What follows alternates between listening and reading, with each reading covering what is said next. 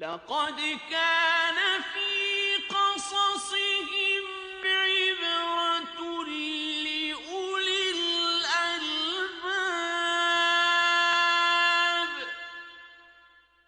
ان کے قصے میں عقل مندوں کے لیے عبرت ہے. نحمد بسم اللہ الرحمن الرحیم نحمده ونصلی علی رسوله الکریم اما بعد ونعوذ باللہ من الشیطان الرجیم بسم اللہ الرحمن الرحیم اللہم صلی وسلم علی سیدنا محمد النبی الامی وآلہ واصحابہ اجمعین رب اشرح لی صدری ویسر لی امری واحلل عقدۃ من لسانی یفقہوا قولی رب زدنی علما رب یسر ولا تعسر وتمم بالخیر آمین یا ربنا آمین. الحمدللہ جی ہم پڑھ رہے ہیں قصص القرآن اور اس میں ہم نے آغاز کیا ہے حضرت ابراہیم علیہ السلام کے قصے کا. سب سے پہلے اللہ تعالیٰ کی حمد و ثنا بیان کرتی ہوں. الحمدللہ حمدا کثیرا طیبا مبارکا فیہ ملء السماوات وملء الأرض وملء ما شاء من شيء بعد. الحمد لله على نعمه الكثيرة وعطائه الجزيل وفضله العميم. أحمده سبحانه حمدا يليق بعظمته ويوافي جوده وكرمه. لا إله إلا الله وحده لا شريك له المتفرد بالعطاء والكرم.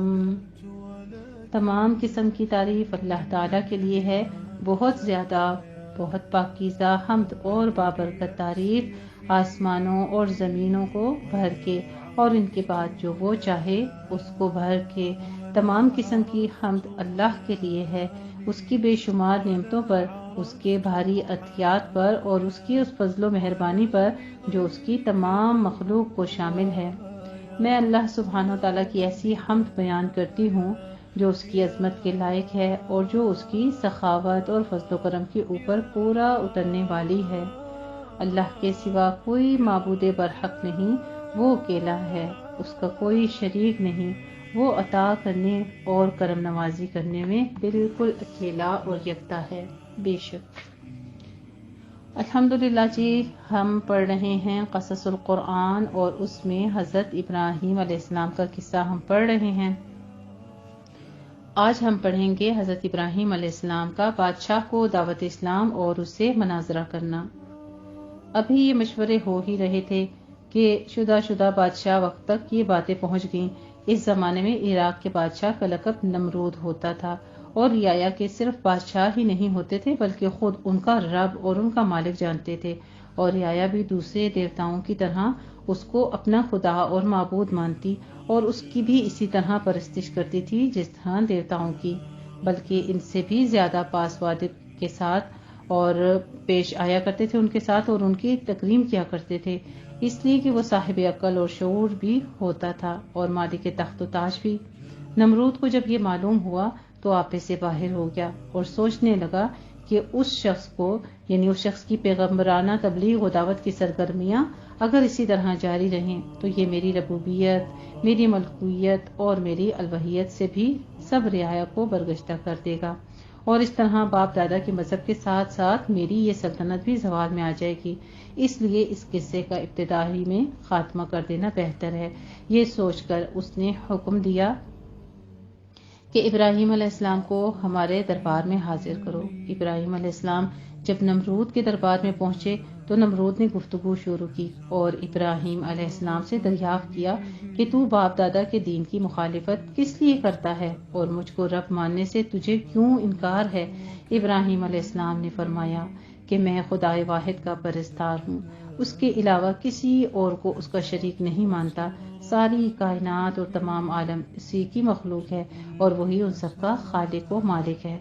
تو بھی اسی طرح سے تجھے بھی چاہیے کہ اسی طرح ایک انسان ہے تو جس طرح ہم سب انسان ہیں، پھر تو کس طرح رب یا خدا ہو سکتا ہے؟ تجھے بھی چاہیے کہ تو اسی کی عبادت کرے۔ اور کس طرح یہ گونگے بہرے لکڑی کے بت خدا ہو سکتے ہیں؟ میں صحیح راہ پر ہوں اور تم سب غلط راہ پر ہو، اس لیے میں تبلیغ حق کو کس طرح چھوڑ سکتا ہوں اور تمہارے باپ دادا کے خود ساختہ دین کو کیسے اختیار کر سکتا ہوں؟ نمرود نے حضرت ابراہیم علیہ السلام سے دریافت کیا کہ اگر میرے علاوہ تیرا کوئی رب ہے تو اس کا ایک وصف بیان کر جس کی قدرت مجھ میں نہ ہو۔ تب ابراہیم علیہ السلام نے فرمایا، میرا رب وہ ہے جس کے قبضے میں موت اور حیات ہے،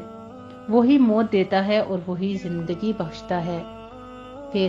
کج فہم نمرود نے موت اور حیات کی حقیقت سے ناشنا نمرود کہنے لگا، اس طرح موت اور حیات تو میرے قبضے میں بھی ہے۔ اور یہ کہہ کر اسی وقت ایک بے قصور شخص کے متعلق جلاد کو حکم دیا کہ اس کی گردن مار دو اور موت کے گھاٹ اتار دو۔ جلاد نے فوراً حکم کی تعمیل کر دی۔ پھر ایک اور شخص کو اس نے قتل کی سزا یافتہ مجرم کو جیل سے بلا کر حکم دیا کہ جاؤ، ہم نے تمہاری جان بخش کی۔ اور پھر ابراہیم علیہ السلام کی جانب متوجہ ہو کر کہنے لگا، دیکھا میں بھی کس طرح زندگی بخشتا اور موت دیتا ہوں، پھر تیرے خدا کی خصوصیت کیا رہی؟ ابراہیم علیہ السلام سمجھ گئے کہ نمرود یا تو موت و حیات کی اصل حقیقت سے ناآشنا ہے اور یا جمہور اور رعایا کو مغالطہ دینا چاہتا ہے تاکہ وہ اس فرق کو نہ سمجھ سکیں کہ زندگی بخشنا اس کا کام نہیں ہے بلکہ نیز سے ہست کرنے کا نام زندگی بخشنا ہے۔ اور اسی طرح کسی کو قتل یا پھانسی سے بچا لینا موت کا مالک نہیں ہوتا، بلکہ موت کا مالک وہی ہوتا ہے جو روح انسانی کو اس کے جسم سے نکال کر اپنے قبضے میں کر لیتا ہے۔ اس لیے بہت سے دارسیدہ اور شمشیر چشیدہ انسان زندگی پا جاتے ہیں اور بہت سے قتل و وارد ہو کر جن کے اوپر قتل کی سزا ہوتی ہے وہ بچائے جاتے ہیں۔ تو یہاں پہ کتنا واضح طور پہ بتا دیا گیا کہ نمرود نے کس قدر کفر کیا اور کوئی طاقت اس کو نہیں روک سکتی تھی۔ لیکن اگر ایسا ہوتا تو ابراہیم علیہ السلام سے گفتگو کرنے والا نمرود سریر آرائے سلطنت نہ ہوتا بلکہ اس کے خاندان کا پہلا شخص ہی آج بھی اس تخت و تاج کا مالک نظر آتا، مگر نہ معلوم کہ عراق کے اس سلطنت کے کتنے مدعی زیر زمین دفن ہو چکے ہیں اور ابھی کتنوں کی باری ہے۔ تاہم ابراہیم علیہ السلام نے سوچا کہ اگر میں نے اس موقع پر موت و حیات کی دقیق فلسفہ پر بحث شروع کر دی تو نمرود کا مقصد پورا ہو جائے گا اور وہ جمہور کو مغالطے میں ڈال کر اصل معاملے کو الجھا دے گا، اور اس طرح میرا نیک مقصد پورا نہیں ہو سکے گا اور تبلیغ حق کے سلسلے میں سر محفل نمرود کو لاجواب کرنے کا موقع ہاتھ سے جاتا رہے گا، کیونکہ بحث و مباحثہ اور جدل و مناظرہ میرا اصل مقصد نہیں ہے بلکہ لوگوں کے دماغ اور قلب میں خدا واحد کا یقین پیدا کرنا میرا مقصد وحید ہے۔ اس لیے انہوں نے اس دلیل کو نظر انداز کر کے سمجھانے کا ایک دوسرا پیرا یہ اختیار کیا اور ایسی دلیل پیش کی جس کا صبح و شام ہر شخص آنکھوں سے مشاہدہ کرتا اور بغیر کسی منطقی دلیل کے روز و شب کی زندگی میں اس سے دوچار ہوتا رہتا۔ ابراہیم علیہ السلام نے فرمایا، میں اس ہستی کو اللہ کہتا ہوں جو روزانہ سورج کو مشرق سے لاتا اور مغرب کی جانب لے جاتا ہے، بس اگر تو بھی اسی طرح خدائی کا دعویٰ کرتا ہے تو اس کے خلاف سورج کو مغرب سے نکال اور مشرق میں چھپا۔ یہ سن کر نمرود مبہوت اور لاجواب ہو گیا اور اس طرح سے ابراہیم علیہ السلام کی زبان سے نمرود پر خدا کی حجت پوری ہوئی۔ ابراہیم علیہ السلام نے فرمایا نمرود سے کہ نمرود اس دلیل سے مبہوت کیوں ہوا اور اس کے پاس اس کے مقابلے میں مغالطے کی گنجائش کیوں نہ رہی؟ اس لیے کہ ابراہیم علیہ السلام کی دلیل کا حاصل یہ تھا کہ میں ایک ایسی بستی کو اللہ تعالیٰ کے ساتھ رجوع کرنے پر مجبور کر دوں اور ان کو میں اللہ کے ساتھ ایسے طریقے سے جوڑوں کہ وہ اللہ کی ہستی کو پہچان جائیں۔ انہوں نے کہا کہ میں اس ایسی ہستی کو اللہ مانتا ہوں جس کے متعلق میرا عقیدہ یہ ہے کہ یہ ساری کائنات اور اس کا سارا نظام اسی نے بنایا ہے اور اس نے اس پورے نظام کو اپنی حکومت کے قانون سے ایسا مسخر کر دیا ہے کہ اس کی کوئی شے نہ وقت مقرر سے پہلے ایک جگہ ہٹ سکتی ہے اور نہ ادھر سے ادھر ہو سکتی ہے، یعنی کسی دوسری جگہ بھی نہیں جا سکتی۔ تم اس پورے نظام میں سے آفتاب ہی کو دیکھو کہ عالم ارض اس سے کس قدر فائدہ حاصل کرتا ہے۔ اللہ سبحانہ تعالیٰ نے اس کے طلوع و غروب کا بھی ایک نظام مقرر کر دیا ہے. بس اگر آفتاب لاکھ بار بھی چاہے کہ وہ اس نظام سے باہر ہو جائے تو وہ اس پر قادر نہیں ہے، کیونکہ اس کی باغ خدائے واحد کی قبضہ قدرت میں ہے، اور اس کو بے شک یہ قدرت ہے کہ جو چاہے کر گزرے، لیکن وہ کرتا وہی ہے جو اس کی حکمت کا تقاضا ہے. لہٰذا اب نمرود کے لیے 3 ہی صورتیں جو باقی بچی تھیں وہ ہو سکتی تھی، یہ کہ مجھے آفتاب پر پوری قدرت حاصل ہے اور میں نے ہی سارے نظام بنایا ہے. مگر اس نے یہ جواب اس لیے نہیں دیا کہ وہ خود اس کا قائل نہیں تھا کہ یہ ساری کائنات اس نے بنائی ہے. یعنی اتنا بڑا جھوٹ تو وہ بول نہیں سکتا تھا، نہ یہ بات اس کے اختیار میں تھی، اور آفتاب کی حرکت اس کے قبضے قدرت میں ہے یہ بھی نہیں بول سکتا تھا، بلکہ وہ تو خود کو اپنی رعایا کا رب اور دیوتا کہلاتا تھا. اور بس دوسری صورت یہ تھی کہ وہ کہتا کہ میں اس عالم کو کسی کی مخلوق نہیں مانتا اور آفتاب کو خود مستقل دیوتا ہے، اس کے اختیارات میں خود بہت کچھ ہے. یعنی وہ تو سورج کی خود پوجا کیا کرتے تھے تو اس کے خلاف بھی بات نہیں کر سکا. مگر اس نے یہ بھی اس لیے نہیں کہا کہ اگر وہ ایسا کہتا تو ابراہیم علیہ السلام کا وہی اعتراض سامنے آ جاتا جو انہوں نے جمہور کے سامنے آفتاب کی ربوبیت کے خلاف اٹھایا تھا، کہ اگر یہ رب ہے تو عابدوں اور پجاریوں سے زیادہ اس معبود اور دیوتا میں تغیرات اور فنا کے اثرات کیوں موجود ہیں؟ رب کو فنا اور تغیر سے کیا علاقہ، اور کیا اس کی قدرت میں یہ ہے کہ اگر وہ چاہے تو وقت مقرر سے پہلے یا بعد طلوع یا غروب ہو جائے؟ تیسری صورت یہ تھی کہ ابراہیم علیہ السلام کی تحدی یعنی ان کی چیلنج جو تھا اس کو قبول کر لیتا اور مغرب سے نکال کر دکھا دیتا. مگر نمرود چونکہ ان تینوں صورتوں میں سے کسی صورت میں جواب پر قادر نہ تھا، اس لیے مبہوت اور لا جواب ہو جانے کے علاوہ اس کے پاس دوسرا چارہ کار باقی نہ رہا. قرآن عزیز نے سورہ بقرہ میں اس واقعے کو مختصر مگر لطیف پیرائے میں بیان کیا ہے. سورہ بقرہ کی آیت نمبر 258 میں اللہ رب العزت فرماتے ہیں: أَلَمْ تَرَ إِلَى الَّذِي حَاجَّ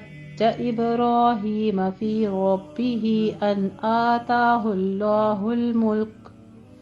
إِذْ قَالَ إِبْرَاهِيمُ رَبِّيَ الَّذِي يُحْيِي وَيُمِيتُ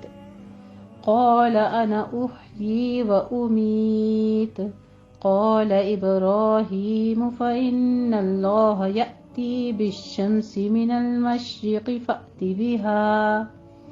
فأت بها من المغرب فبهت الذي كفر والله لا يهدي القوم الظالمين. کیا تو نے دیکھا نہیں اس شخص کا واقعہ جس کو اللہ نے بادشاہت بخشی تھی؟ اس نے کس طرح ابراہیم سے اس کے پروردگار کے بارے میں مناظرہ کیا. جب کہا ابراہیم علیہ السلام نے میرا پروردگار تو زندگی بخشتا ہے اور موت دیتا ہے، بادشاہ نے کہا میں بھی زندگی بخشتا ہوں اور موت دیتا ہوں. اور ابراہیم علیہ السلام نے کہا بلا شبہ اللہ تعالیٰ سورج کو مشرق سے نکالتا ہے، بس تو اس کو مغرب سے نکال کر دکھا. بس وہ کافر بادشاہ مبہوت اور لاجواب ہو کر رہ گیا، اور اللہ ظلم کرنے والوں کو راہیاب نہیں کرتا. غرض حضرت ابراہیم علیہ السلام نے سب سے پہلے اپنے والد آزر کو اسلام کی تلقین کی، پیغام حق سنایا اور راہ مستقیم دکھائی. اس کے بعد عوام اور جمہور کے سامنے اس دعوت کو عام کیا اور سب کو امر حق تسلیم کرانے کے لیے فطرت کی بہترین اصول اور دلائل کو پیش فرمایا، اور نرمی اور شیریں کلامی مگر مضبوط اور محکم اور روشن حجت و دلیل کے ساتھ ان پر حق کو واضح کیا، اور سب سے آخر میں بادشاہ نمرود سے مناظرہ کیا اور اس پر روشن کر دیا کہ ربوبیت اور الوہیت کا حق صرف خدائے واحد ہی کے لیے سزاوار ہے، اور بڑے سے بڑے شہنشاہ کو بھی یہ حق حاصل نہیں کہ وہ اس کی ہمسری کا دعویٰ کرے، کیونکہ وہ اور کل دنیا اسی کی مخلوق ہیں اور جو عدم کی قید و بندگی سے گرفتار ہے. اس کے باوجود کہ بادشاہ آزر اور جمہور حضرت ابراہیم علیہ السلام کے دلائل سے لاجواب تھے اور دلوں میں قائل، بلکہ بتوں کے واقعے میں تو زبان سے بھی اقرار کرنا پڑا کہ ابراہیم علیہ السلام جو کچھ کہتا ہے وہی حق ہے اور صحیح اور درست ہے، تاہم ان میں سے کسی نے راہ مستقیم کو اختیار نہ کیا اور قبول حق سے منحرف ہی رہے. اور اتنا ہی نہیں بلکہ اس کے برعکس اپنی ندامت اور ذلت سے متاثر ہو کر بہت زیادہ غیظ و غضب میں آ گئے، اور بادشاہ سے رعایا تک سب نے متفقہ فیصلہ کر لیا کہ دیوتاؤں کی توہین اور باپ دادا کی دین کی مخالفت میں ابراہیم علیہ السلام کو دہکتی آگ میں جلا دینا چاہیے، کیونکہ ایسے سخت مجرم کی سزا یہی ہو سکتی ہے اور دیوتاؤں کی تحقیر اور انتقام اسی طرح لیا جا سکتا ہے.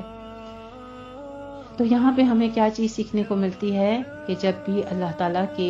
لیے آواز اٹھائیں تو محکم اور کامل دلیل کے ساتھ بات کریں تو ضرور دوسرے جو ہیں وہ قائل ہو جاتے ہیں، بشرطیہ کہ آپ اس کے بعد اللہ کی راہ میں آزمائشوں کے لیے تیار رہنا پڑے گا۔ پھر اللہ کی طرف سے جو آزمائش دیکھیں کتنی بڑی آئی کہ ابراہیم علیہ السلام کو آگ میں ڈالا گیا۔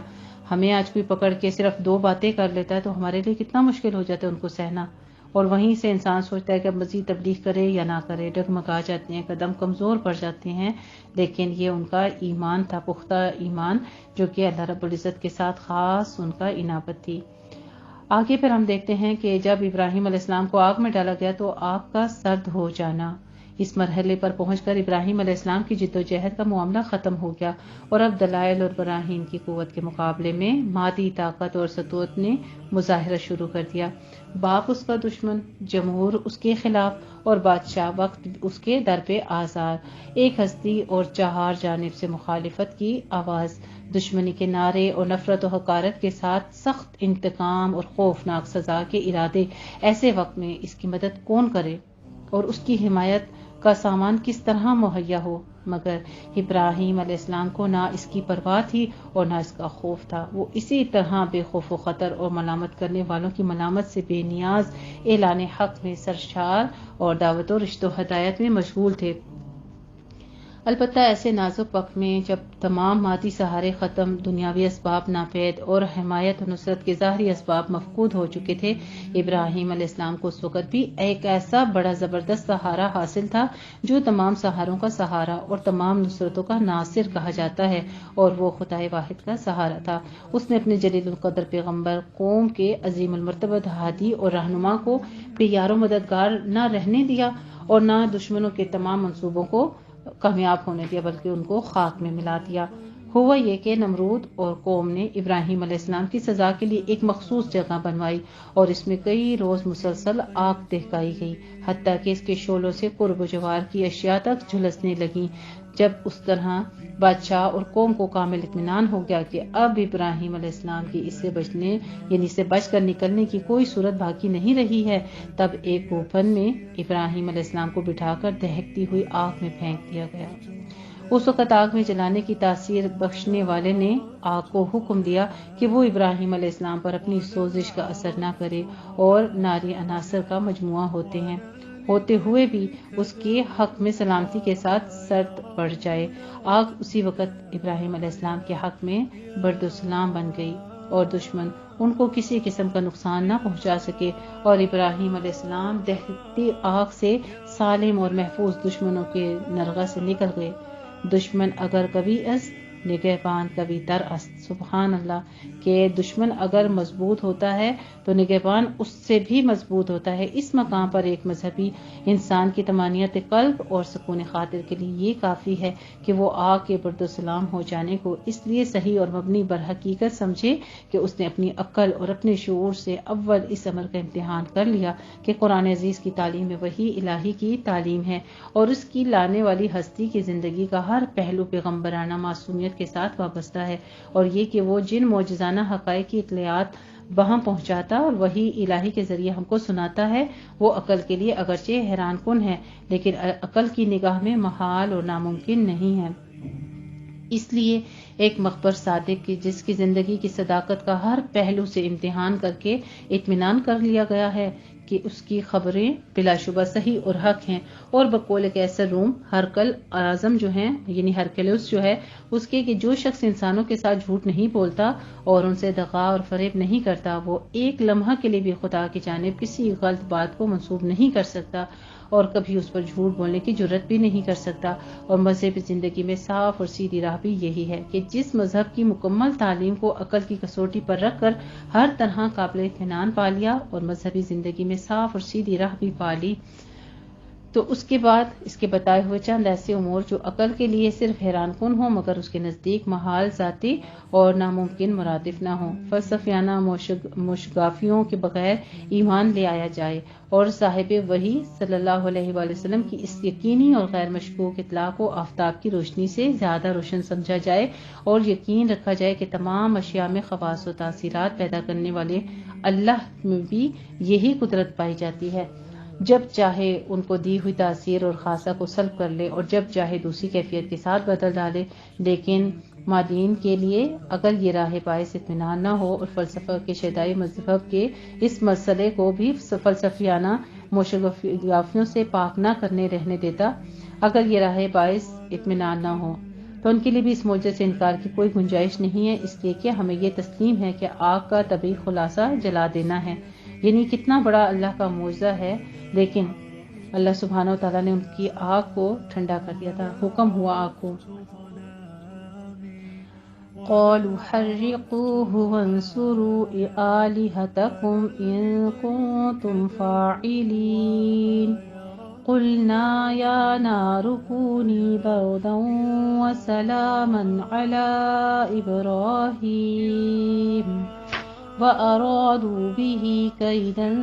فجعلناهم الأخسرين۔ سورہ انبیاء کی آیت ہے، آیت نمبر 70۔ وہ سب کہنے لگے اس ابراہیم کو جلا ڈالو اور اپنے دیوتاؤں کی مدد کرو اگر تم کرنا چاہتے ہو، ہم نے یہ حکم دے دیا اے آگ تو ابراہیم کے حق میں سرد اور سلامتی بن جا، اور انہوں نے ابراہیم کے ساتھ برائی کا ارادہ کیا بس ہم نے ان کو ان کے ارادے میں ناکام بنا دیا۔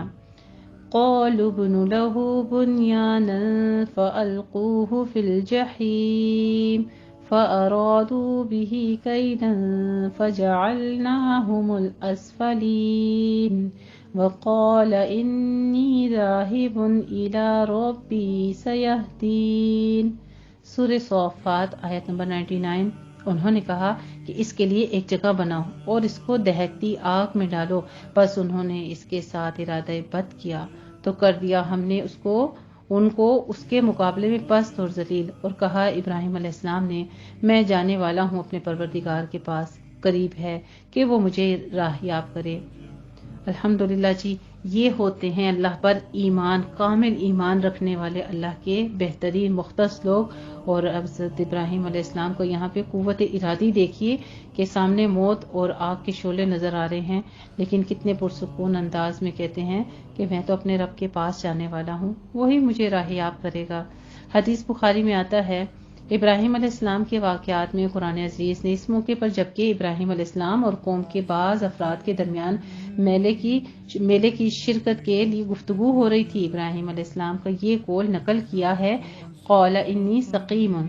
ابراہیم علیہ السلام نے کہا کہ میں بیمار ہوں، اور جب بتوں کی شکست اور ریخت کے سلسلے میں ان سے دریافت کیا گیا تو ان کا جواب اس طرح منقول ہے، قال بل فعلہ کبیرہم ھذا فاسألوہم ان کانوا ینطقون۔ سورہ انبیاء کی آیت نمبر 63 ہے۔ ابراہیم علیہ السلام نے کہا بلکہ ان میں سے سب سے بڑے بت نے یہ کیا ہے، جو کہ انہوں نے بت توڑ دیے تھے، اور پھر ایک لاٹھی جو تھی جس کے ساتھ انہوں نے سارے بت توڑے تو سب سے بڑا جو بت تھا اس کے کندھے پر رکھ دی، وہاں پہ فرما دیا کہ یہ سب سے بڑے کا کام ہے، ان سے پوچھو اگر یہ بول سکتے ہیں۔ ان دونوں جملوں کے متعلق ایک خالص ذہن انسان ایک لمحے کے لیے بھی یہ تصور نہیں کر سکتا کہ ان میں جھوٹ کا بھی کوئی شائبہ ہو سکتا ہے۔ انی سقیم میں علالت تبع ذکر ہے، جس کو ابراہیم علیہ السلام ہی خوب جان سکتے ہیں کہ کیا وہ بیمار تھے یا اس میں دوسروں کو خواہ مخواہ شک اور تردد کا کون سا موقع ہے، حتیٰ کہ اگر ایک شخص ظاہری طور پر نگاہوں میں تندرست نظر آتا ہو تب بھی ضروری نہیں کہ وہ واقعی تندرست ہو سکتا ہے کہ اس کا مزاج کسی وجہ سے حد اعتدال پر نہ ہو اور ایسی تکلیف میں مبتلا ہو جس کا اظہار کے بغیر دوسرا اس کو سمجھ نہ سکے۔ اسی طرح دوسری آیت کا معاملہ ہے، اس لیے کہ دو مختلف خیال انسانوں کے درمیان اگر مناظرہ اور تبادلے خیالات کی نوبت آ جاتی ہے تو معمولی حرف شناس بھی اس حقیقت سے آگاہ ہے کہ اپنے حریف کو اس کی غلطی پر متنبہ کرنے اور لاجواب کر دینے کا بہترین طریقہ ہے کہ مسلمات میں سے کسی مسلم عقیدے کو صحیح فرض کر کے اس طرح اس کا استعمال کریں کہ اس کا ثمرہ اور نتیجہ حریف کے خلاف اور اپنے موافق ہو۔ ابراہیم علیہ السلام نے یہی کیا۔ ان کی قوم کو یہ عقیدہ تھا کہ ان کے دیوتا سب کچھ سنتے ہیں اور ہماری مرادوں کو پہنچتے ہیں، پورا کرتے ہیں، تو وہ اپنے پجاریوں اور معتقدوں سے خوش اور اپنے دشمنوں اور مخالفوں سے سخت انتقام لیتے ہیں۔ ابراہیم علیہ السلام نے جب ان دیوتاؤں کو توڑ پھوڑ ڈالا تو بڑے بت کو چھوڑ دیا۔ آخر جب پوچھ گچھ کی نوبت آئی تھی تو انہوں نے مناظرے کا وہی بہترین اسلوب اختیار کیا جس کا تفصیلی ذکر جو ہے یہاں پہ آ چکا ہے۔ لہٰذا یہاں پر یہ حدیث شریف بھی ان کے الفاظ میں بیان ہوئی ہے، لم یکذب ابراہیم النبی علیہ السلام قط الا ثلاث کذبات، الاخر ہے یہ حدیث شریف۔ نہیں جھوٹ بولا کبھی ہرگز ابراہیم علیہ السلام نے مگر 3 جھوٹ، اور پھر تفصیل کے ساتھ ان تینوں کو شمار کیا ہے۔ ان میں سے 2 کا ذکر ابھی ہو چکا ہے، اور تیسری بات یہ مذکور ہے کہ ابراہیم علیہ السلام کا جب مصر سے گزر ہوا تو انہوں نے مصر پہنچنے سے پہلے اپنی زوجہ مطہرہ حضرت سارہ رضی اللہ تعالیٰ عنہ سے یہ فرمایا کہ یہاں کا بادشاہ جابر اور ظالم ہے، اگر کسی حسین عورت کو دیکھتا ہے تو اس کو زبردستی چھین لیتا ہے، اس کے ساتھی مرد کو اگر وہ اس عورت کا شوہر ہو تو قتل کر ڈالتا ہے، اور اگر کوئی دوسرا عزیز ہو تو اس سے کوئی تعرض نہیں کرتا۔ تم چونکہ میری دینی بہن ہو اور اس سرزمین میں میری اور تمہارے علاوہ دوسرا کوئی مسلمان نہیں ہے، اس لیے تم اس سے کہہ دینا کہ یہ میرا بھائی ہے۔ چنانچہ ایسا ہی ہوا، اور جب شب میں اس نے ارادہ بد کیا تو اس کا ہاتھ چھل ہو کر رہ گیا، اور وہ کسی طرح حضرت سارہ کو ہاتھ نہ لگا سکا۔ یہ دیکھ کر اس نے سارہ رضی اللہ تعالیٰ عنہ سے کہا، اپنے خدا سے دعا کر کہ میرا ہاتھ درست ہو جائے تو میں تجھ کو رہا کر دوں گا۔ سارہ رضی اللہ تعالیٰ عنہ نے دعا کی،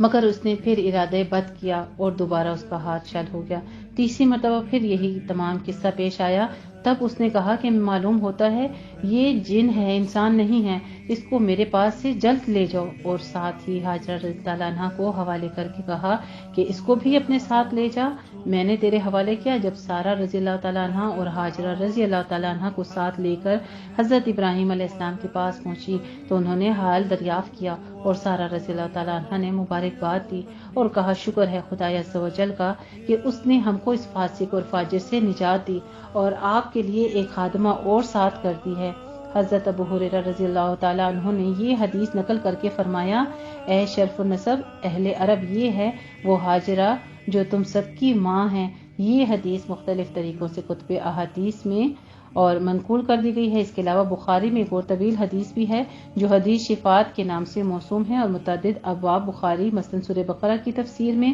کے باب میں بھی ہے، اور کتاب الاسترقاق میں بھی، کتاب التوحید میں بھی مذکور ہے۔ اس میں حضرت ابراہیم علیہ السلام کا جو تذکرہ ہے اس کا حاصل یہ ہے کہ میدان حشر میں جب سب مخلوق آدم علیہ السلام، نوح علیہ السلام اور دوسرے انبیاء علیہ السلام سے شفاعت کے لیے کہہ چکی تو حضرت ابراہیم علیہ السلام کے پاس پہنچی اور ان سے کہا کہ آپ خلیل الرحمن ہیں، آپ ہماری سفارش بارگاہ الہی میں کیجیے کہ جلد فیصلہ ہو۔ تو انہوں نے فرمایا کہ مجھ کو شرم آتی ہے اس لیے کہ میں نے دنیا میں 3 جھوٹی باتیں کہی تھی، انی سقیم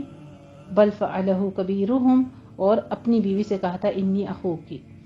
بخاری کی علاوہ یہ روایت مسلم، مسند احمد، صحیح ابن خزیمہ، مستدرک حاکم اور معجم طبرانی، مصنف ابن ابی شیبہ، ترمذی اور مسند ابی عوانہ میں بھی مختلف صحابہ رضی اللہ تعالیٰ عنہم سے منقول ہے۔ یہ روایت کتب حدیث میں اجمال اور تفصیل کے ساتھ مختلف طریقوں سے روایت کی گئی ہے۔ بعض میں صرف اجمالی طور پر اسی قدر تذکرہ ہے کہ ہر نبی اس وقت تک اپنی لغزش کو بیان کر کے معذرت کریں گے کہ وہ شفاعت نہیں کر سکتے، اور بعض میں حضرت ابراہیم علیہ السلام کے جواب میں فقط ثلث کذبات ہی کا ذکر ہے، اور بعض روایات میں ان تینوں کی تفصیل ہے، اور انہی میں سے بعض روایات میں یہ تصریح بھی موجود ہے، ما منہا کذبۃ الا ما حل بہا عن دین اللہ۔ رسول اکرم صلی اللہ علیہ وآلہ وسلم نے فرمایا، ابراہیم علیہ السلام کی ان تینوں جھوٹ میں سے ہر ایک صرف اللہ کے دین کی مدافعت اور حمایت کے لیے بولا گیا تھا۔ بہرحال یہ دونوں روایات صحیح ہیں، یعنی بخاری اور مسلم کی روایات ہیں جو ہر قسم کے سقم اور روایت سے پاک اور صاف ہیں۔ یہ روایات ابراہیم علیہ السلام جیسے جلیل القدر پیغمبر اور مجدد الانبیاء کی جانب کی عزت کی نسبت کر رہی ہیں، اگرچہ انہی روایات کے بعض طریقے روایت نے یہ صاف کر دیا کہ نبی کریم صلی اللہ علیہ وآلہ وسلم نے اس موقع پر کذب سے مراد وہ عام معنی نہیں لیے جو اخلاقی بول چال میں نہایت شفیع اور گناہ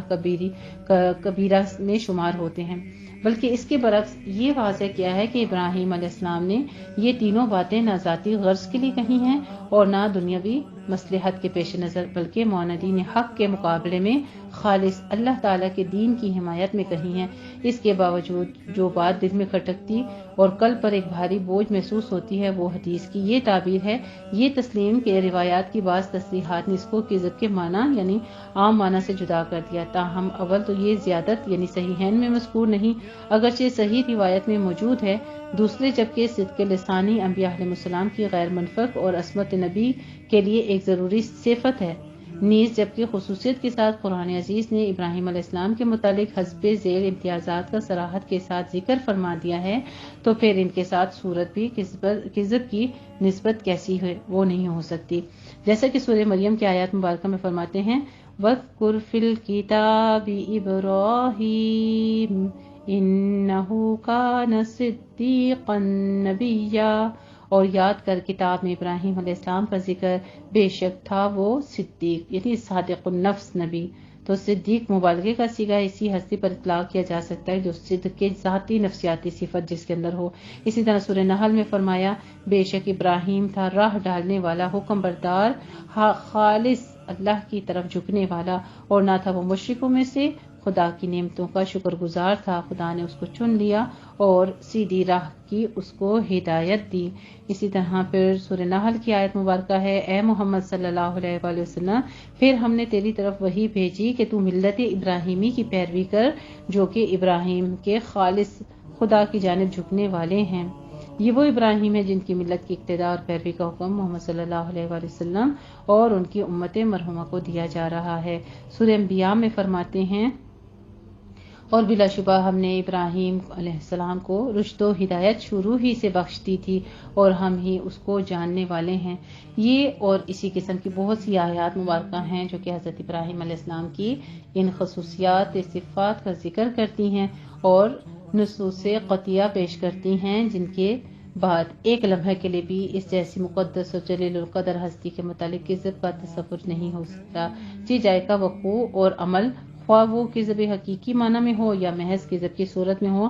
تو الحمدللہ رب العالمین حضرت ابراہیم علیہ السلام کے بارے میں جو کچھ ہم نے جانا آج اس میں ہمارے لیے سیکھنے کی بہت ساری اور حکمت باتیں ہیں کہ جب اللہ کے دین کے لیے، اللہ کے ذات کے لیے اپنے آپ کو انسان وقف کرے، اللہ کے دین پر چلے تو بہت ساری قربانیاں دینی پڑتی ہیں۔ اپنا گھر بار ذات پات سب کچھ چھوڑ کر اگر انسان اپنی ذات کی طرف دیکھے تو اپنی جسم کا قربانی جو ہے وہ سب سے بڑی ہے۔ تو ابراہیم علیہ السلام نے نہ صرف اپنے نفس کا جہاد کیا بلکہ اپنے جسم کے ساتھ بھی جہاد کیا، لیکن ہم دیکھتے یہ ہیں کہ آخرکار حق کا ہی بول بالا ہوا۔ الحمدللہ رب العالمین، یہ تھا ہمارا آج کا قصہ ابراہیم۔ کل مزید جانیں گے اس کے بعد انشاءاللہ تعالیٰ کہ ابراہیم علیہ السلام کا آگے کیا تذکرہ ہے یہاں پر۔ وآخر دعوانا الحمدللہ رب العالمین، جزاکم اللہ احسن الجزاء، السلام علیکم۔